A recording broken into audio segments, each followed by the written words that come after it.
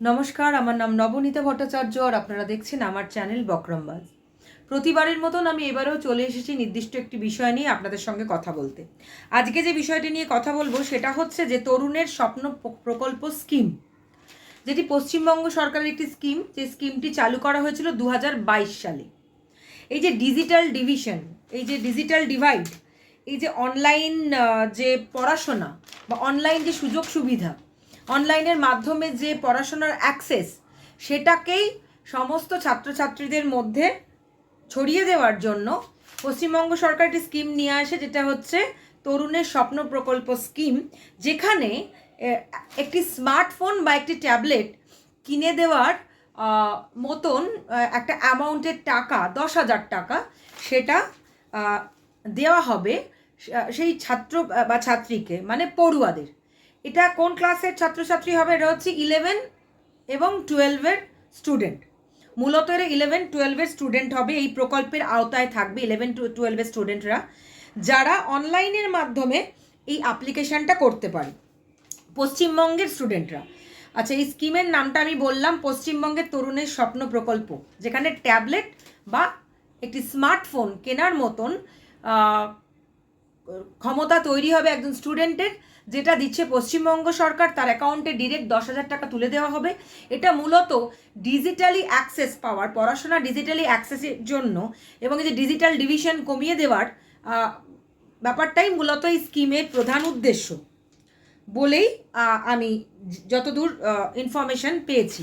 এবার হচ্ছে এটা কারা আবেদন করতে পারে এই তরুণের? আচ্ছা, প্রথম কথা হচ্ছে এটা কারা পাবে। সরকারি স্কুল, সরকারি সাহায্যপ্রাপ্ত স্কুল, স্পন্সর্ড স্কুল, মাদ্রাসা পাবে হচ্ছে এই তরুণের স্বপ্ন প্রকল্প স্কিমে আওতায় আসবে এখানকার ছাত্রছাত্রীরা। কারা আবেদন করতে পারে?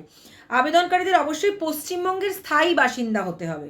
এক, আবেদনকারীকে অবশ্যই পড়ুয়া হতে হবে। ওখানে যদিও লেখা আছে ছাত্র, যাই হোক, ওটা পড়ুয়া হতে হবে। এবং অবশ্যই সেই পড়ুয়ারা হবে 11 বা 12 ক্লাসের স্টুডেন্ট। এবং এটা ব্যাকলগ স্টুডেন্টদের ক্ষেত্রে হবে না, কিন্তু এটা একবারই পাওয়া যাবে।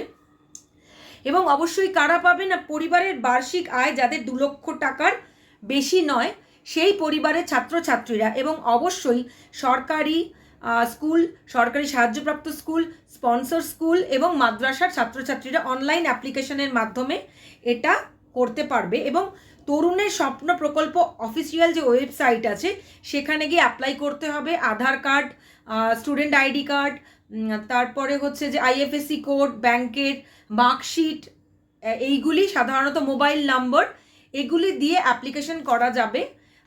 2024-এ সম্ভবত এই যে বাজেট নির্ধারণ করা হয়েছে, সেটা প্রায় 900 কোটি টাকার মতন। এটা হচ্ছে ইনফরমেশন। আচ্ছা, যেটা বাড়তি কথা বলার সেটা হচ্ছে যে আমার চ্যানেলে আমি প্রতি সপ্তাহে চেষ্টা করব একটা কোনো সফট স্টোরিজ দিতে, প্রান্তিক কোনো একজন মানুষের কথা বলতে, এবং গোটা সপ্তাহ ধরে চেষ্টা করবে এমন কিছু ইনফরমেশন আপনাদের সামনে তুলে ধরার, যেটা সম্পর্কে আমিও হয়তো অবগত ছিলাম না। আমার নিজের জানার কৌতূহল আপনাদের জানার ইচ্ছেকে পূরণ করতে পারে। নমস্কার, ভালো থাকবেন, আবার দেখা হবে।